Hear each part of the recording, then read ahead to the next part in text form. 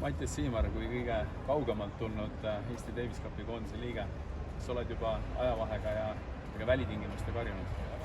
Olen küll jah, kuidagi see aasta läks eriti lihtsalt, et eelmised korrad on võtnud paar päeva, aga esimene päev proovisin nii palju üleval olla kui võimalik ja teine päev kuidagi oli lihtsam.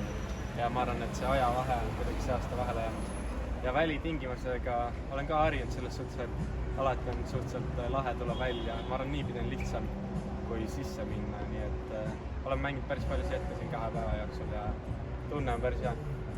Räägi paari sõnaga, kuidas sul ülikooli tennis läheb? Ülikoolis läheb super hästi, et see aasta oleme praegu 4. Top 4, me olime viimane kord vist 40 aastat tagasi ja paaris mängus olen rankinud 2, nii et see on ka super, nii et see aasta on kuidagi päris hästi jooksma hakanud. Kui sa oled viimased korrad mänginud rohkem paari ja tõenäoliselt seekord kaptenilt olnud rohkem kui paaris mängina siia, siis kumba mängu sa ise rohkem eelistad üksikut paari?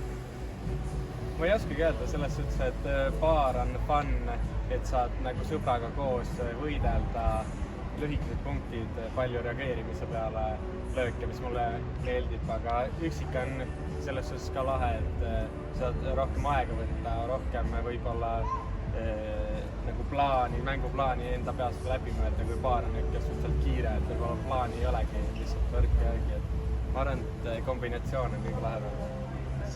Oled nüüd paar päeva teinud tiimiga koos trenni ja näinud ka Gruusia tiimi, siis kumb võidab?